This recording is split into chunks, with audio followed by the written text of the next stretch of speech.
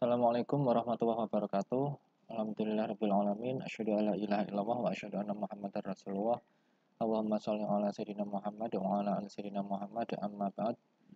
Baik, untuk mata kuliah tadi pagi harusnya perancangan struktur tahan gempa yang seharusnya tadi saya masuk ke kelas, saya ganti jadi daring ya, daring pakai Zoom, dan itu juga ternyata gagal karena tadi juga di pagi hari di waktu yang sama saya ada rapat ternyata sampai siang, dan sore hari ini baru bisa saya buatkan video. Saya mohon maaf, tapi semoga esensi yang akan kita dapatkan itu sama ya. Jadi untuk melanjutkan materi kita di perancangan struktur tahan gempa khususnya untuk kelas A.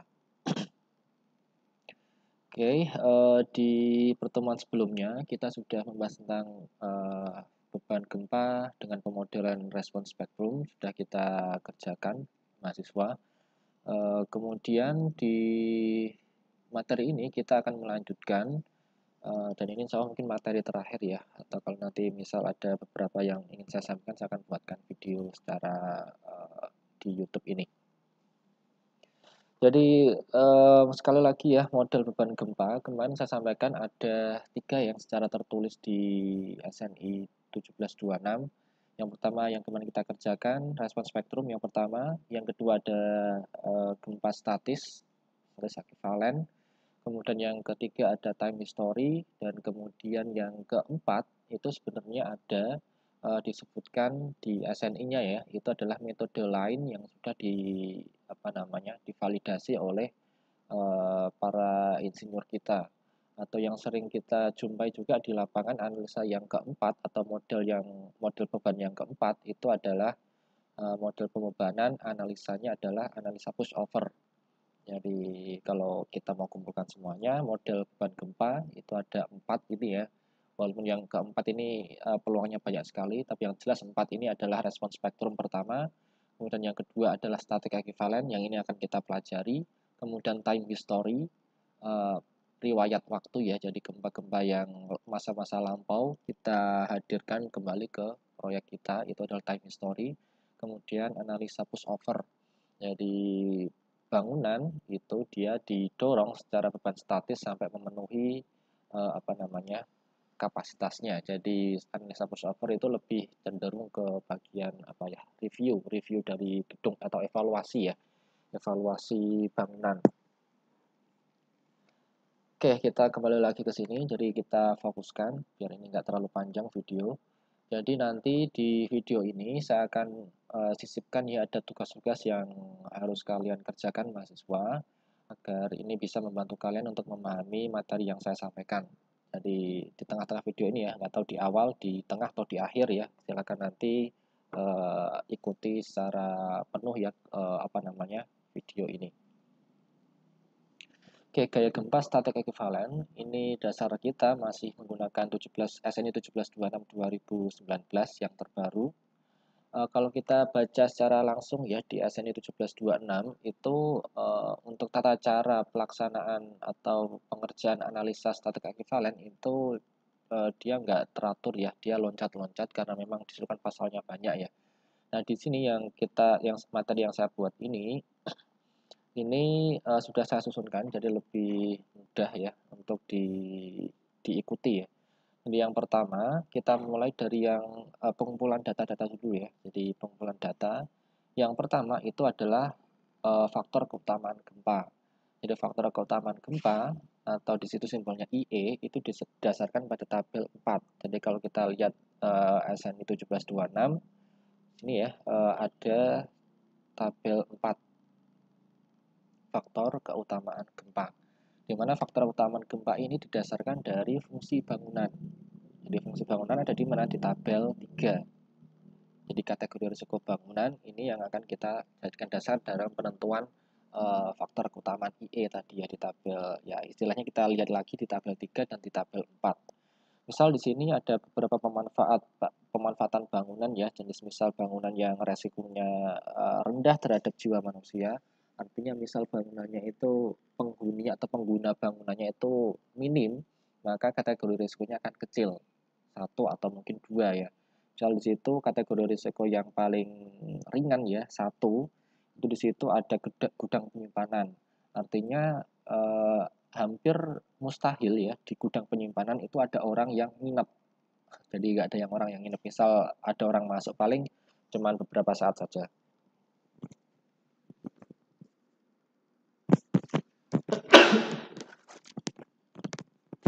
Oke, maaf. Jadi kategori risiko pertama adalah yang paling rendah ya. Jadi di situ penggunanya akan lebih minim.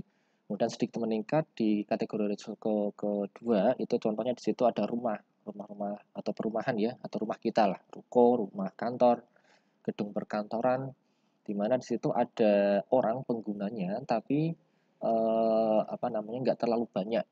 Nah, jadi udah mulai ada beberapa gitu tapi nggak terlalu banyak dan itu nggak 24 jam ya. Jadi kategorinya masih cenderung kita bisa katakan situ lebih cenderung rendah.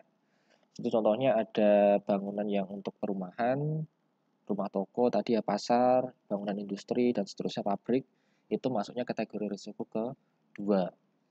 Kemudian meningkat lagi lebih tinggi resikonya. Misal contoh di situ jadi dia itu memiliki bangunan yang memiliki resiko tinggi terhadap jiwa manusia jika saat misalnya terjadi kegagalan pada kondisi ekstrimnya. Misal bioskop, gedung pertemuan, sini stadion, orangnya udah mulai banyak, bangunannya banyak, bangunan orang jompo di situ ya, ada fasilitas penitipan anak, yaitu resiko juga. Kemudian pusat telekomunikasi, penanganan air dan seterusnya, ruang-ruang publik ya, bangunan-bangunan publik yang termasuk yang potensinya yang menyebabkan kalau kegagalan ya, dia akan menyebabkan kegangguan massal pada masyarakat. Itu masuknya kategori risiko ketiga ya.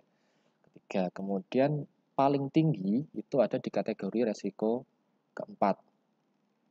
Contohnya gedung pendidikan seperti di Gedung Fakultas Teknik Unisula atau satu kampus ya. Kampus itu masuknya risiko keempat. Jadi masuk risiko keempat. Kemudian rumah sakit juga sama, resiko keempat, rumah ibadah sama, kemudian di situ fasilitas pemadam, ambulans, kantor polisi dan seterusnya itu ya. Oke, jadi itu fasilitas publik ya yang artinya di situ perlu untuk pada saat kondisi-kondisi darurat. Itu masuknya ke kategori resiko keempat. Nah, dari kategori resiko 1, 2, 3, 4, nanti kita akan lihat nilai IE-nya, faktor keutamaannya. Kalau masuk ke kategori risiko 1 dan 2, maka IE-nya itu adalah angkanya 1. Kalau 3, 1,5, atau 1,25 ya, 1,1/4 lah. Kalau yang 4 ini kategori resiko keempat, 1,5. Artinya apa? Misal ya kita lihat aja di kategori resiko keempat, maka beban gempa yang terjadi itu akan dilipat gandakan sebesar 150%. Jadi semakin besar ya, semakin resikonya tinggi, diperbesar lagi. Misal asumsikan saja secara kasar saja, misal ini biar gampang ya hitung-hitungannya. Jadi misal bangunan kita desain pakai ini ya dari peta gempa 2017, dapatkan ini gedung ini misal ya dia harus mampu menahan beban gempa di situ 5 skala Richter misal ya. Jadi 5 skala Richter dia nggak boleh hancur. Tapi di sini kalau misal gedung ini yang saya sebut tadi itu masuk resiko keempat, maka desainnya bukan lagi ke 5 skala Richter, tapi 1,5 kali lipatnya, yaitu 7,5 skala Richter. Jadi itu dari kategori resiko ya, dari faktor keutamaan sampai segitunya ya, dari 150%. Itu misal masuk kategori keempat. Misal tadi yang saya sebut gedungnya gedung rumah sakit. Jadi nggak boleh benar-benar di gedung rumah sakit nggak boleh terjadi, bahkan terjadi kegagalan itu sebisa mungkin benar-benar dihindari. Walaupun di awal dulu saya bilang boleh terjadi kegagalan walaupun tetap direkayasa, tapi di sini ini juga tetap diperhitungkan. Jadi dari kategori resikonya. Itu yang pertama ya, langkah pertama. Jadi IE-nya kita sudah dapatkan dulu. Dapatnya bagaimana? Kita lihat fungsi bangunannya itu untuk apa dulu. Jadi kalau sudah dapat fungsinya, dapat IE. Kemudian itu langkah pertama. Langkah kedua, kita lihat nilai SDS dan SD1. Itu di situ ada di tabel 8, tabel 9 ya. Atau kita kalau SDS dan SD1 kan kemarin kan sudah ya. sudah kita kerjakan di respons spektrum, sudah dapat SS S1, kemudian 2/3 SMS, 2/3 SM1 itu sudah dapat. Nah, di langkah kedua ini ya, itu di tabel 8 dan tabel 9 itu penentuan dari kategori desain seismik. Ya, di kategori desain seismik itu dari percepatan gempanya yang terjadi. Kita lihat di tabel 8 dan tabel 9. Kalau kita lihat seperti ini, kalau kalian punya filenya ya, file SNI, kita searching ya, search di halaman ini, tabel, ketik aja tabel 8. Kita enter sehingga nanti ketemu langsung cepat. Jadi kalau punya filenya akan lebih mudah. Atau kalau misal kalian mau mencetak, ya tinggal dikasih tanda ya. Ini tabel 8, ini tabel 9, tabel 3, tabel 4, dikasih tanda. Jadi ini untuk dasar dari penentuan kategori desain seismik. Oke, jadi apa namanya? Di situ ada kategori resiko juga ya, tergantung dari kategori resiko 1, 2, 3 atau 4. Kemudian nanti ada dari SDS dan SD1. Oke, misal SDS dan SD1 kan beda ya. Jadi nanti kita lihat akan ada contohnya juga nanti ya di file saya. Nanti dilihat dari sini. Apakah dia masuknya kategori A, B, C atau D. Nanti dari kategori resiko ini ada beberapa implikasinya ya. Yang pertama ada dari stabilitasnya. Nanti dari sini ada syarat desain untuk kategori desain A. Kemudian ada juga syarat untuk desain C ya, desain C. Kemudian B-nya mana ya? B ada nanti. Kemudian D, kemudian ada D dan F ya. Kemudian ada lagi ya. Ya nanti silakan itu untuk stabilitas, syarat-syarat stabilitas. Bisa nanti dipenuhi. Kemudian dari KDS ini implikasi pertama tadi stabilitas, implikasi keduanya itu adalah pemilihan sistem struktur. Jadi salah satu alasan analisa dari pemilihan sistem struktur itu adalah pertama disadarkan dari atau didasarkan dari KDS ini. Jadi kapan kita pakai rangka pemikul momen khusus, kita kapan memakai rangka pemikul momen menengah, rangka pemikul momen biasa, atau kita perlu sistem tunggal atau sampai membutuhkan sistem ganda ya. Jadi pakai shear wall atau pakai bracing. Itu dari KDS ini. Walaupun nanti juga ada analisanya juga ya dari sisi stabilitasnya juga, dari story driftnya, kemudian torsinya kah mungkin ya, atau dari ketidakberaturan struktur dari soft story ya, soft story juga nanti berpengaruh juga, atau dari mode 1, mode 2-nya, mode 3-nya juga itu akan berpengaruh di pemilihan struktur. Tapi salah satunya juga didasarkan dari KDS ini. Misal ya stabilitas strukturnya itu sudah terpenuhi semua, tapi dibutuhkan kategori risiko yang besar ya, kategori risikonya tinggi, misal D begitu. Nanti kita juga akan terbatas ya pilihan struktur yang bisa kita tinjau. Nanti kita akan coba lihat sistem struktur itu nanti ada di sini mungkin belum saya tuliskan ya. Untuk menentukan sistem struktur.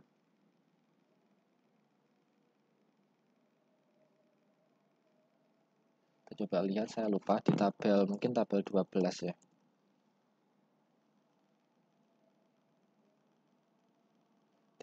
Oh ya 12 ya, 12. Ini adalah faktor untuk pemilihan jenis strukturnya, itu dari sini tabel 12.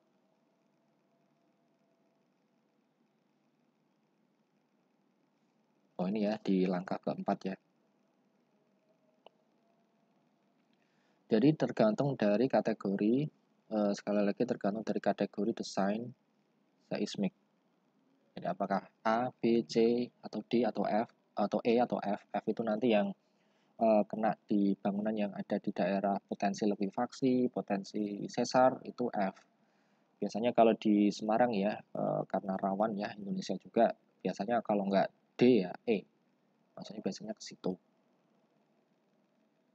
Sini ada A, ini untuk sistem pemikulnya atau sistem strukturnya adalah menggunakan shear wall, ini murni shear wall.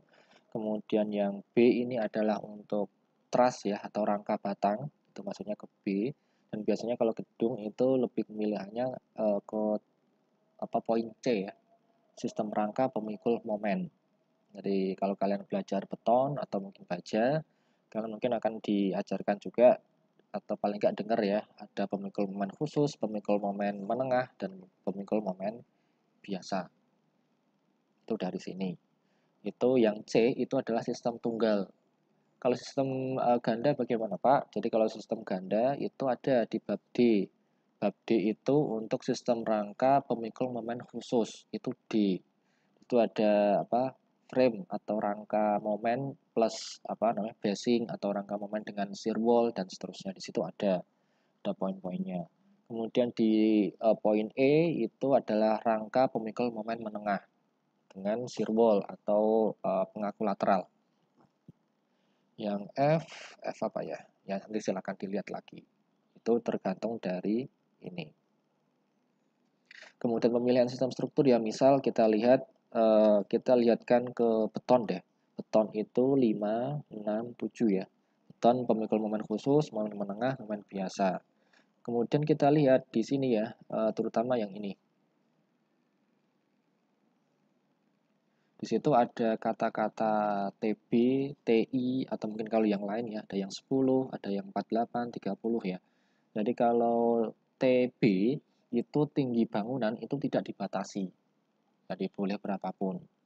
Kemudian kalau ada angka yaitu maksimalnya di misal 48, tulisannya 48 ya, 48 meter maksimalnya. Dari lantai bawah sampai lantai atap. Ujung atapnya itu 48. Atau 10 meter berarti ya total keseluruhan ya 10 meter ya. 10 meter biasanya 2 lantai. TI apa? Berarti kalau TI adalah tidak diizinkan. Misal ya kita hitung atau menganalisis KDS-nya dapatnya adalah kategori desain KDSD. KDSD itu di kolom yang ini, kolom ketiga ya, berarti ini. Jadi kalau kita pemilihannya struktur udah kita bisanya tentang beton gitu ya, misal ditentukan dari struktur beton, maka pilihannya tinggal cuma satu aja. Jadi beton bertulang pemikul momen khusus yang diizinkan ya, itu TB. Misal kecuali yang KDS-nya masuk kategori desain C ya, KDS C. Berarti boleh kita milih pemikul momen khusus atau pemikul momen menengah dari dasar dari KDS ini. Walaupun nanti juga ada analisanya lagi dari torsinya, kemudian dan seterusnya tadi yang sudah saya sampaikan. Jadi itu langkah kedua ya, langkah kedua. Kemudian langkah ketiga kita ambil dari sistem tadi ya yang sudah kita tentukan, kita lihat di tabel 18 untuk menentukan nilai CT dan X. Jadi setelah dapat strukturnya, kita lihat itu apa masuknya, apakah sistem ganda, sistem tunggal, CT dan X ambil dari tabel 18. Kemudian langkah selanjutnya, lihat lagi ke tabel 12, kita ambil nilai R. R-nya itu di sini ya, ini R.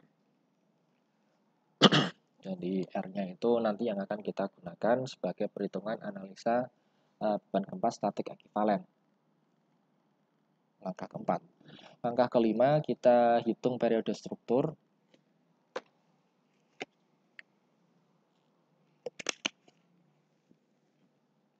Jadi periode struktur itu ada beberapa cara ya. Jadi bisa menghitung seperti itu. Yang ada ini juga rumusnya ada di SNI. T atau periode sama dengan CT kali HN pangkat X. CT dan X tadi sudah kita dapatkan di langkah ketiga. Kemudian HN itu adalah ketinggian total ya dari bawah sampai yang paling atas. Itu HN. Kemudian selain rumus ini bisa kita juga pakai persamaan alternatif ya. Jadi jumlah tingkatnya itu dibagi 10 atau 0,1 kali M. Misal gedung fakultas teknik misal ya 3 lantai, ya maka kira-kira ya periodenya nggak akan jauh-jauh, harusnya nggak akan jauh-jauh dari 3 detik atau 0,3 ya, sorry, bukan 3 detik tapi 0,3 detik. 3 detik besar sekali. Jadi periodenya 0,3 detik. Atau juga bisa dianalisis dari simulasi. Ya silahkan. Jadi dari itu diambil nilai periodenya, dan dari dasar dari stabilitas juga dari KDS-nya, T itu juga ada batasan-batasannya, T maksimalnya berapa, T minimalnya itu berapa. Tapi sementara untuk materi kali ini udah kita pakai ini yang simple aja ya. Dari SNI T-nya adalah seperti itu, bisa pakai rumus yang pertama atau yang kedua, silahkan. Kemudian dari T periode yang sudah kita dapatkan, kita hitung faktor K. K itu tergantung dari T tadi periode. Antara 1 sampai 2, pilihannya 1 sampai 2. Kalau periodenya kurang dari setengah, maka K sama dengan 1. Kalau lebih dari 2,5, maka 2. Kalau di antara itu kita pakai interpolasi linear. Kalau nggak salah kemarin gini ya. Nanti silakan coba. Saya agak lupa-lupa ingat juga. Sepertinya kurungnya seperti itu, dikurangkan dulu baru dikalikan. Ya nanti sambil koreksi lah. Kemudian langkah ke-7 kita menghitung nilai CS. Jadi nilai SDS kita panggil kembali, kemudian dibagi R kita sudah dapatkan, IE juga sudah dapat. Atau di sini kan kita bisa tahu ya, CS sama dengan SDS dibagi R dikali IE. Ini yang tadi saya sampaikan. IE-nya 1,5 berarti ada pembesaran lagi 150%. Nah, itu yang perlu diingat. Kemudian dari CS ini nanti ada batasan-batasannya juga, batasan maksimalnya ya, tergantung dari long period. Oh ya, kita lupa ya, long period kita tetap harus masukkan. Oke, atau kalau long period kan di tugas kemarin kan sudah ya. Ya, dari gambar atau peta gempa long period. Ada batasannya di situ CS max-nya, kemudian ada batasan minimalnya, CS minimal. Rumusnya seperti itu.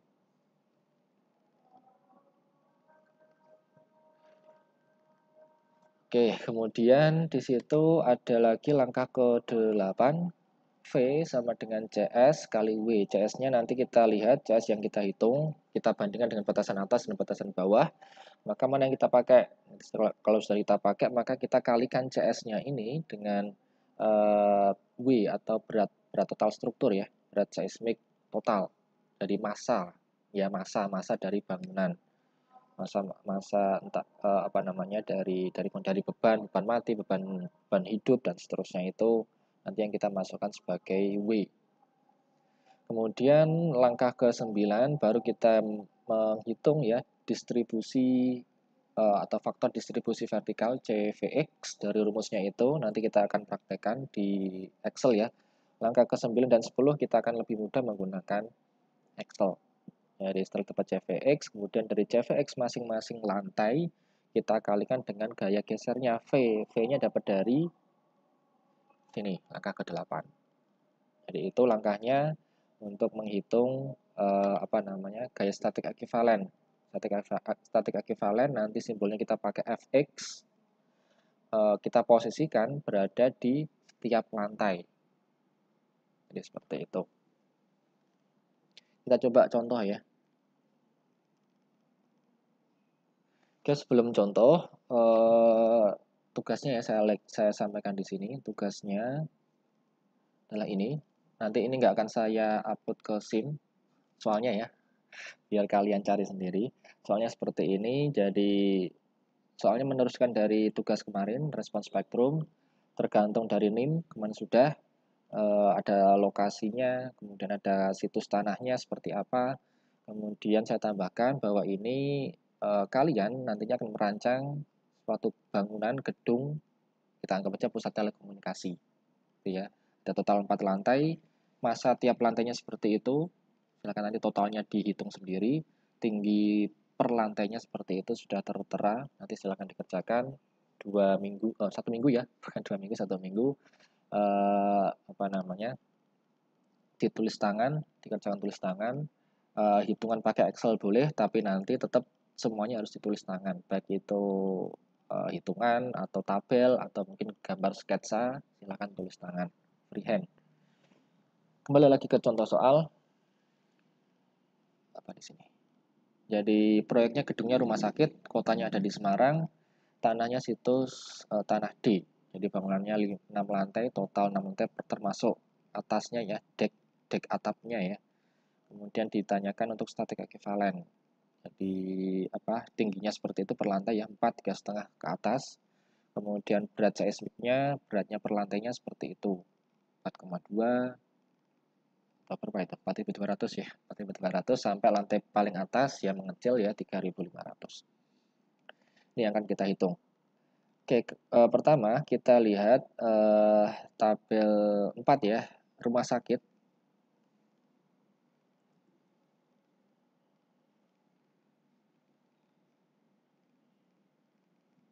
Oke, tabel 4, rumah sakit itu kategorinya risiko 4. Berarti IE-nya itu adalah 2,5.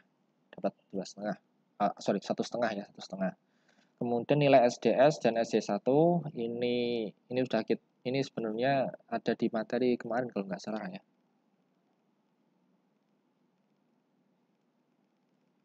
Materi saya ya. Kayaknya ini deh. Contohnya ya tadi rumah sakit Semarang ya, kotanya Semarang, situs tanahnya juga D sama. SDS-nya didapatkan nih ya 0,68, SDS, SD1-nya 0,6. 0,68 sama 0,6. Kemudian kita lihat di tabel 8 dan tabel 9.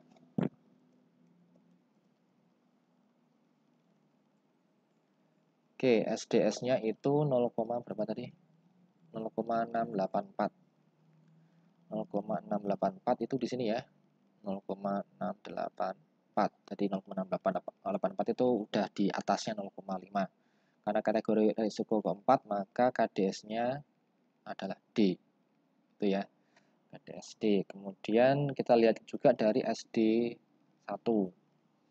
SD1-nya tadi 0,6. 0,6, oh dia masuknya ke sini ya. 0,6 dia masuk juga ke D. Gitu ya. Kemudian misal kalian jumpai misal SDS-nya dari SDS dapatnya kategori dari ini ya, dari SDS dapatnya KDS-D.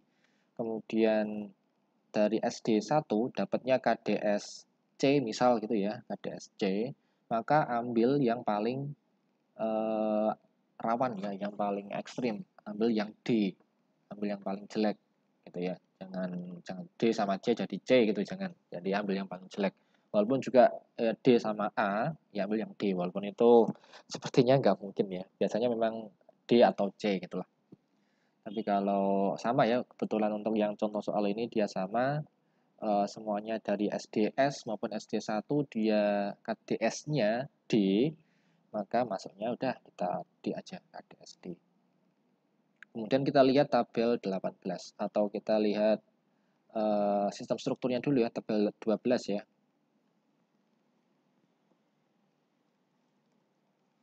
Tabel 12 kita dapatkan KDS-D tadi ya. Misal kita ambilnya yang beton bertulang. Dia KDS-D, maka otomatis ini ya yang tadi sudah kita bahas ya. Kita hanya ada pilihannya itu cuma satu, yaitu sistem rangka pemikul momen khusus, di mana nilai R-nya itu adalah 8. Jadi R-nya 8, sistem rangka pemikul momen khusus beton. Kita lihat lagi untuk tabel 18. Oke. Rangka beton pemikul momen ini ya, baris pertama atau baris kedua itu ya. Nilai CT-nya 0,0466, nilai X-nya 0,9. Dapat ya, 0,466, 0,9. Jadi dari tabel 18. Kemudian masuk untuk periode struktur kita hitung HN total ini totalnya 21,5. Tahu dari mana? Ya, sudah saya hitung ya. Ini angkanya 21,5. 1,5 pangkat X, X-nya 0,9, kita hitung totalnya ketemunya 0,74. Ya, 0,74 ini mirip-mirip kalau misal tadi ini berapa tadi? 0,6 ya. 6 dibagi 10 ya 0,6 lah. 0,6, 0,7 ya mungkin ya kira-kira sama.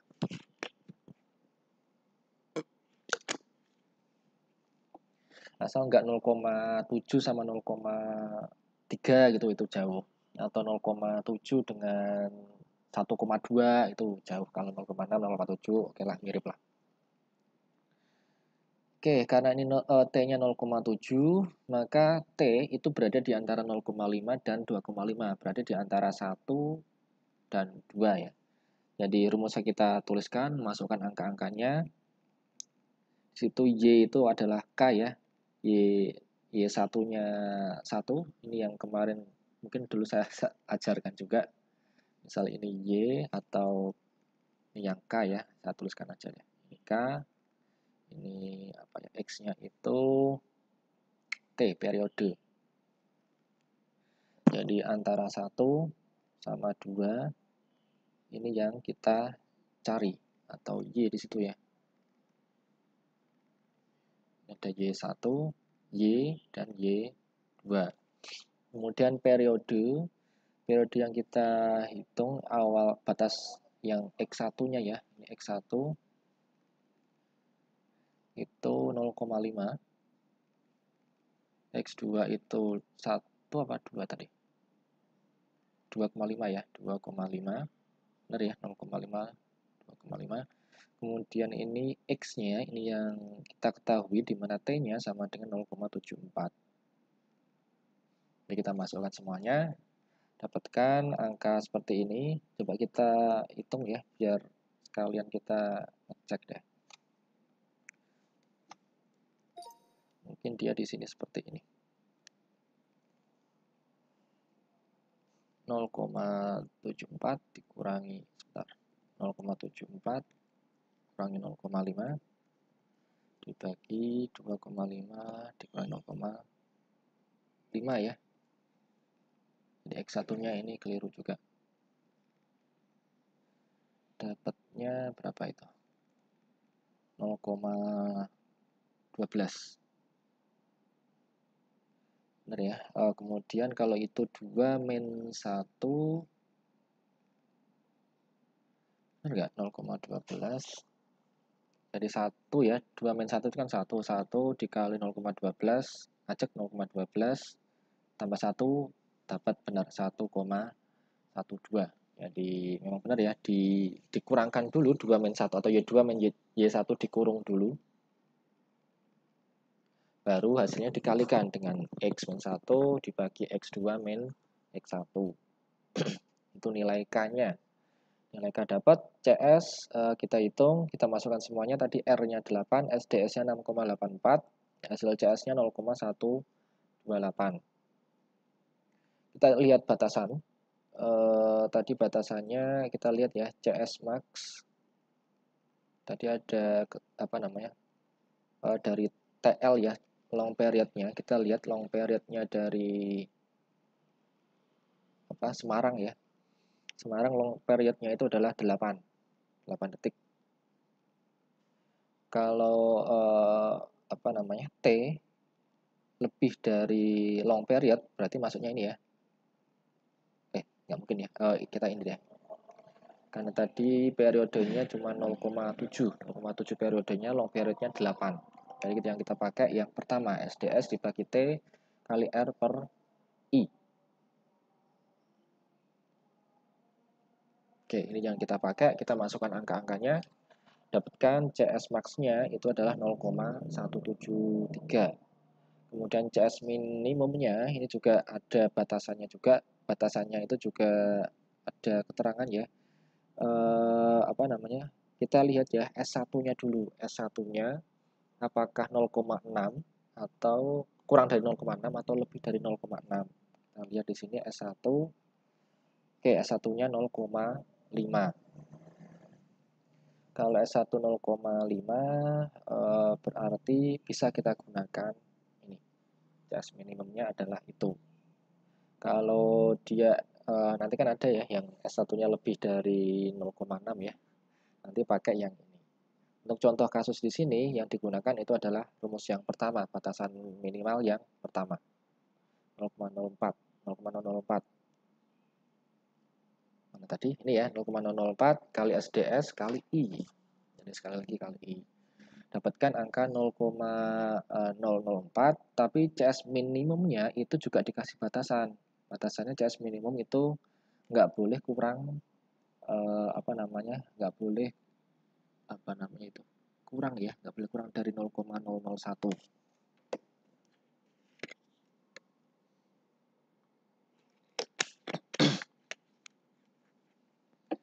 Nah, kalau 0,001 kita coba lihat batasannya di sini. Nah, ini ya batasannya ya. Jadi nggak boleh kurang dari 0,001. Tapi karena tadi kita dapatkannya 0,004, di mana itu kurang dari 0,01, maka yang digunakan CS minimalnya ya batasan ini ya, batasan itu. Jadi yang kita gunakan adalah batasan 0,01. Jadi CS minimalnya ya nggak boleh kurang dari 0,01 sekali lagi untuk yang persamaan pertama. Kalau misal seperti ini ya berarti yang kita gunakan CS minimalnya itu adalah 0,01. Misal nanti ya kalian hitungan tugas kalian dapatnya 0,04. Maka ya nanti yang digunakan CS minimalnya 0,04. Itu ya. Dan seterusnya. Kemudian ada batasan di situ CS hitung kita dapat 0,128. Kemudian maksimalnya nggak boleh lebih dari 0,173, nggak boleh kurang dari 0,01. Oke, berarti maka CS ini masih masuk di batasan ya, maksimalnya 1,7, 0,17 sampai 0,01. Nah, kita CS minimalnya kita masih di tengah-tengah, di 0,128. Yang digunakan adalah 0,128. Kalau misal ya CS hitung kalian dapatnya di atas, misal dapatnya 0,2, maka yang digunakan CS maksimalnya. Seperti itu 0,173. Kemudian langkah ke-8, W total dihitung biasalah, ditambahkan biasa per lantai 1 sampai lantai 6 dapat 23 ya, 23.000. Kemudian dikalikan dengan CS hitung tadi dapatnya total ya sekitar 3 ribuan. Gaya gesernya atau gaya geser dasar ya, gaya geser dasar bangunan ya kira-kira secara statik ekivalen itu besarnya 3.000 kN. Kemudian baru kita masukkan ke Excel. Excel ini mungkin saya coba praktekkan saja daripada baca gitu mungkin agak susah. Jadi kita lihat di sini ya dari rumus. Kita mulai dari rumus. Di situ ada lantai. Semoga kelihatan. Nomor lantai biasa ya. 6, 5, 4, 3, 2, 1. Kemudian ada WX berat lantainya. Kemudian ada HX-nya. Ada K ya, W mana nih? W, H, K. Terus ya sementara ini dulu ya. Sekarang kita akan input ini dari berat dan tinggi. Oke, beratnya per lantai di situ sudah ada 3.500, 4.000.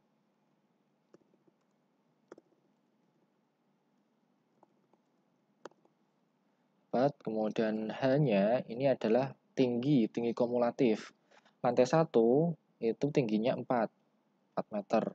Lantai 2 itu tingginya 4 plus 3,5. Itu ya.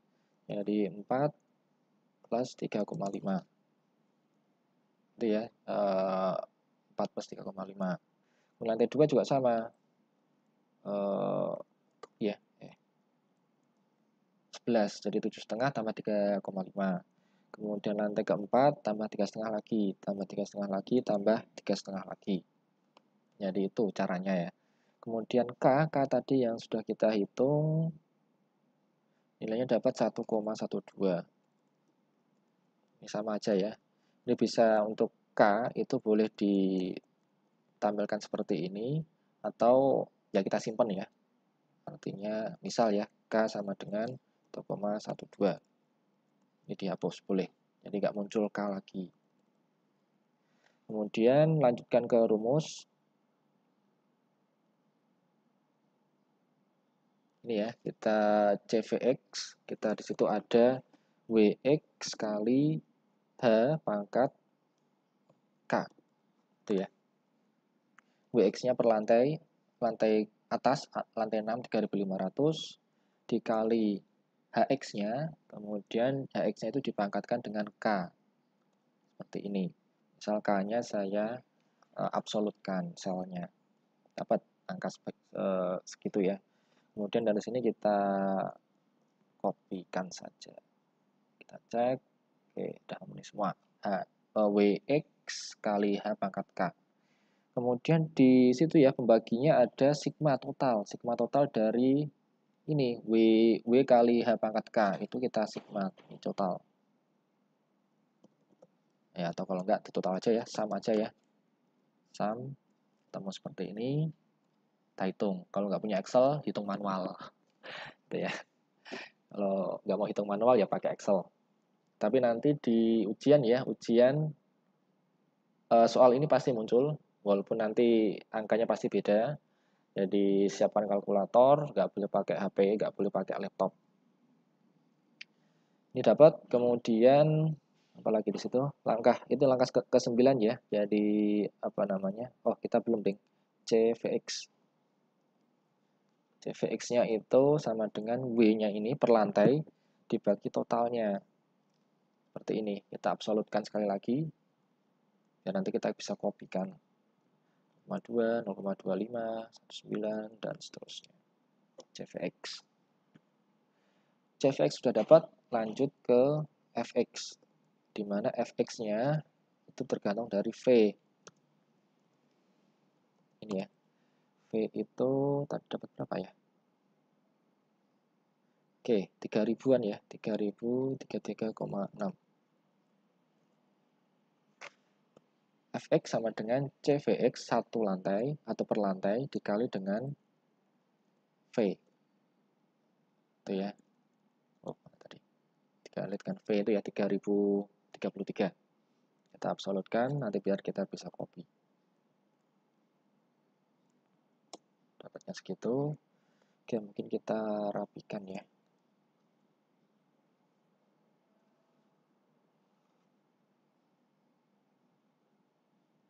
Ini kita hilangkan desimalnya. Ini mungkin kita kurangi desimal. Mungkin 3 deh. 3 angka di belakang koma. Ya, 2 lah. 2 angka belakang koma boleh. Jadi angkanya itu adalah dapat hasil akhirnya adalah ini. Tabel. Jadi kalau CVX ya, sekali lagi kalau CVX kita tambahkan, ini harus nilainya harus sama dengan 1.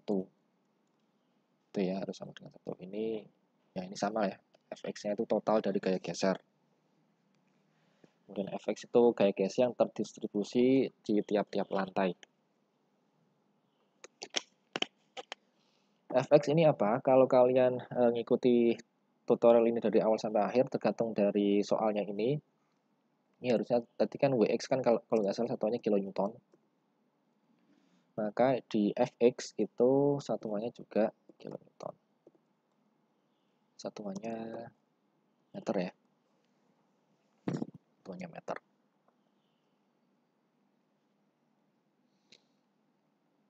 Ya, pangkat K juga. Ya itulah. Jadi dapat statis ya. Jadi Fx itu beban statis yang ekivalen ya. Artinya beban gempa itu kan yang kita tahu ya, yang mungkin di benak kalian tahu itu gempa itu kan dinamis ya, bisa berubah-ubah kadang ke kanan kiri itu berupa gelombang begitu kan. Nah di metode yang ini itu adalah beban gempa yang harusnya dinamis itu diekivalensikan ke statis. Oke, jadi seperti itu beban gempa yang statis yang diekivalensikan itu adalah yang kita kerjakan seperti ini. Jadi angka 800, 700 itu ya, itu kita pasang kalau kita nanti mainan di sub 2000 atau etaps, itu nanti kita taruh di tiap-tiap lantai. 800 lantai 6, taruh beban titik ya, beban terpusat. Arah X dan arah Y silahkan. Kemudian kalau tanpa potongan ya, kita bisa taruh ini sama ya, angkanya sama nanti ketemu. Kita taruh seperti ini. Jadi tiap lantai kalau potongan mungkin gampang ya, taruh samping ini tinggal dianalisa pakai misal metode cross gitu ya. Metode cross atau slope deflection silahkan. Tapi kalau di sub yang analisa 3 dimensi, maka poin static equivalent ini kita taruh di pusat massa di tiap lantai.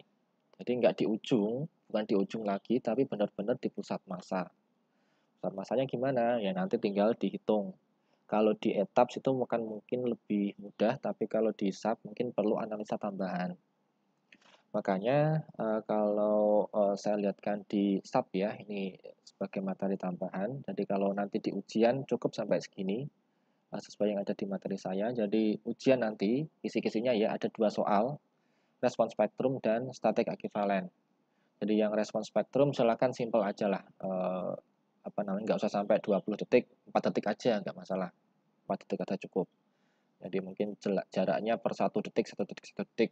Jadi untuk biar yang penting cara pengerjaannya saya melihat itu paham ya. Berarti mahasiswa ini bisa mengerjakan. Nggak harus detail. Jadi nggak harus detail 0,1 plusnya dari 1 detik ke 1,2, 1,4. Jangan terlalu lama, terlalu banyak. Jadi 1 detik 1 detik nggak masalah. Kemudian nanti yang static equivalent paling yang agak lama perhitungannya di sini. Makanya dalam penentuan tadi ya tabel-tabelnya nanti silakan dicetak aja ya. Terutama yang terdapat di tabel berapa tadi yang banyak tadi 12 ya, tabel 12. Jadi tabel-tabel yang ada saya sebutkan di sini ya, itu silakan di print karena nggak boleh bawa buku, nggak boleh buka HP, dicetak. Yang tabel 12 itu saya kira nggak usah dicetak semua. Kalau mau cetak semua kan terlalu banyak ya. Ini ya. Mungkin paling karena strukturnya kan milih ya. Ya ini aja screenshot ini aja. Yang 5, 6 sama 7. Cetak 1 halaman atau ya terserah mau milih apapun terserah. Yang penting ada dasarnya. Jadi tabel-tabel silakan dicetak. Oke, tadi sampai mana? Oh ya, ini saya mau nunjukkan ini ya. Misal di sub dan di sub itu sebenarnya untuk static equivalent itu ada beberapa cara analisa ya. Bisa tadi seperti yang saya tampilkan ke sini ya. Ini sama sepertinya mirip seperti yang di respon spektrum.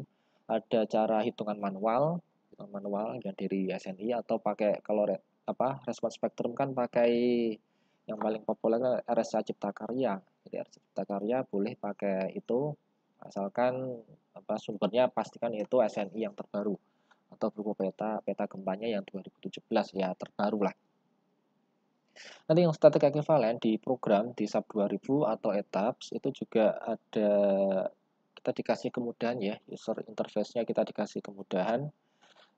Untuk pemodelan static equivalent mungkin yang etaps menyesuaikan ya di sini atau namanya antara load pattern atau load case. Kadang dua ini kebalik ya. Bahkan di sub sendiri pun versinya beda, kadang ini kebalik dua ini. Kadang load pattern, kadang load case. Tapi yang saya maksudkan adalah yang bentuk jendelanya adalah seperti ini. Yang ada dead load-nya ya, tipe jenis-jenis bebannya. Nah, yang untuk static equivalent itu misal ya di sini kita kasihkan EQ. Misal EQ arah X. Jenisnya kita pilih yang quake. Ini semoga kalau ditonton di HP kelihatan. Quake, kemudian di sini ada auto lateral. Nah, ini yang kita pakai biasanya dan yang seringnya baik itu mahasiswa maupun dari perencana ya, konsultan perencana ya pakai ini biar gampang aja. Nah, di sini yang perlu diingat itu adalah kodenya. Ini jangan sampai salah. Walaupun nanti kalian pakai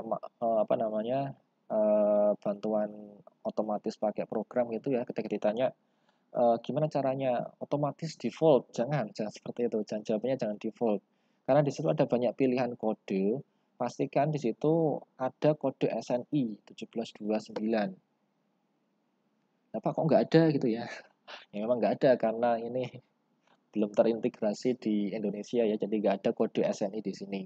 adanya adalah padanan paling dekat dari SNI. SNI 1729, 17 sorry, 1726 ya. Sorry, 1726, 29 itu baja. Jadi 1726 itu yang paling dekat apa? Ya, ASCE ya. ASCE. Pastikan kodenya itu adalah ASCE dulu. Jangan kode yang lain.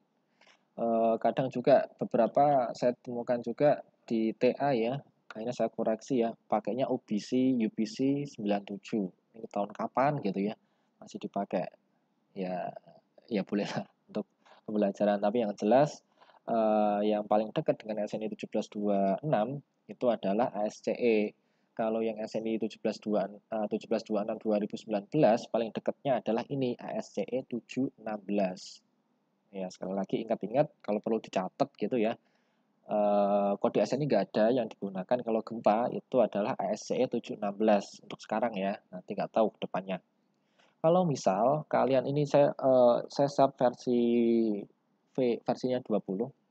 Kalau misal ada mahasiswa yang nggak punya versi yang terbaru ya, misal versinya versi masih 14, nggak akan mungkin dijumpai ASCE 716. Carilah yang ASCE misal 710. Nah, SCI 710 itu padanan dari SNI 1726 2012. Dari SCE berapa tadi?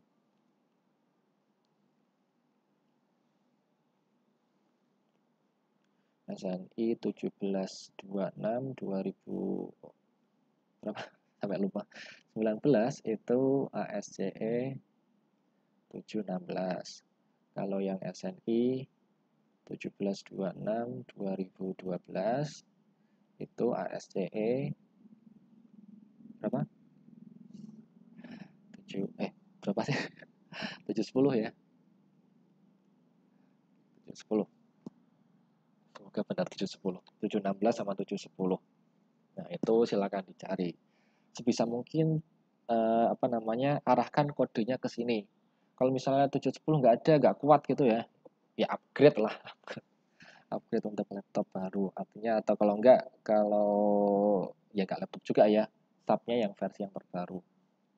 Di etap juga sama. Saya ulang lagi ya, EX, E-Cube dari arah X, ininya adalah Quake, kodenya SCE, kita tambahkan. Kemudian dari sini kita lihat bisa modify lateral load. Nah, dari sini kita masukkan angka-angkanya. Pastikan ini tadi karena ini EX, maka ini tinggal X ya, dipilih X. Kalau nanti tambahkan ada arah Y, ya tinggal EY. Kemudian ini biasanya untuk gedung-gedung rangka ya, gedung rangka biasanya 5% reduksinya. Kemudian di sini ada inputan CT sama X. Ini di sini ada enggak ya? Ini harusnya kita ubah satuannya dulu ya. Ini kita nanti sesuaikan dengan di kode SNI atau bisa kita hitung secara manual T-nya. Jadi CT sama X itu kan untuk memperhitungkan periode ya. Tadi misal nggak dapat ya angkanya mungkin berbeda yang dengan di SNI. Kita pakai user define. Misal tadi kita masukkan angka 0,7 kali ya. Tadi berapa? TA-nya 0,74. Udah masuk 0,74. Atau mungkin 0,6 tadi ya dari jumlah lantai bagi 10. Kemudian di sini kita masukkan SS.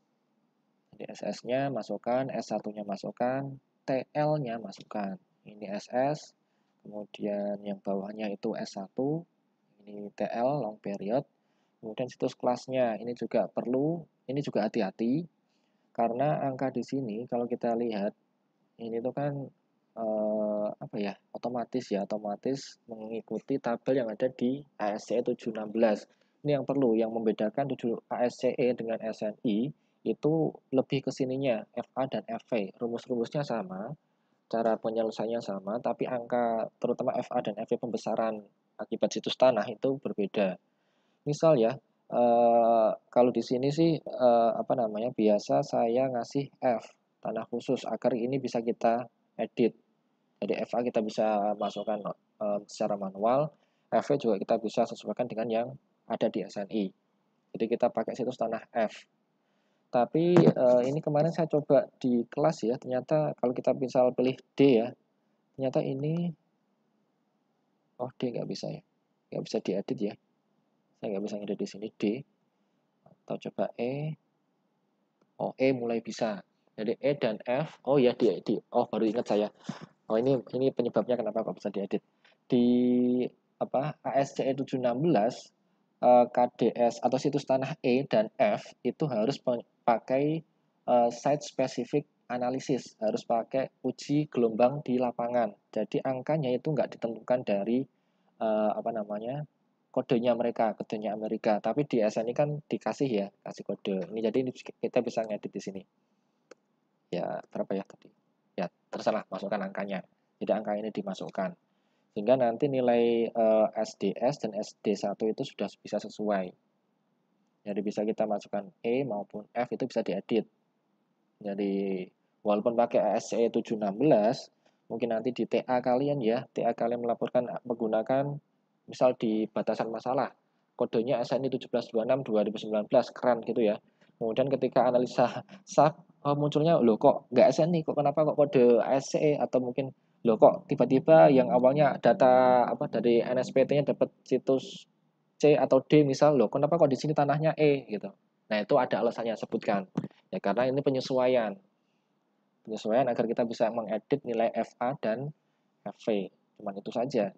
Jadi nanti yang di tempat lain juga di definisi ini juga nanti bakal seperti itu. Kita bisa arahkan ke E ataupun F. Sehingga nanti FA dan FV-nya bisa kita ubah-ubah sesuai kita, sehingga nanti SDS-nya dan SD1-nya sama. Kemudian R kita masukkan. Omega, CD itu dari tabel 12 tadi. 12 ini ya. Ini maaf. R, CD, omega ya, omega kemudian CD. Itu masukkan ke situ. Kemudian dapat, kemudian IE, nah yang ke I-nya ya, occupancy importance, ya tadi ya, faktor keutamaan tadi 1,5. Jadi oke, ya selesai. Secara otomatis akan dianalisa oleh program. Ya, tadi itulah penyesuaiannya perlu dilakukan. Baik, saya kira itu ya untuk materi video kali ini. Mungkin ini lebih dari 1 jam. Semoga bisa dipahami. Kalau nggak paham silahkan diulang. Tadi ada tugas, silahkan dikerjakan. Ujian silahkan dipersiapkan dengan baik. Semoga dapat nilai yang bagus semuanya, dapat A semuanya. Jika ada mau bertanya, mau diskusi, silahkan bisa chat ke saya atau ketemu saya langsung boleh di ruangan saya. Nanti kita akan kalau memang ada perlu bahasan khusus terkait tentang ini ya, struktur dan gempa, nanti boleh kalau misalnya memang besar gitu ya masalahnya, problemnya, nanti bisa saya angkat di video yang baru. Baik, saya kira itu. Semoga bisa diambil manfaatnya. Kurang lebihnya mohon maaf. Assalamualaikum warahmatullahi wabarakatuh.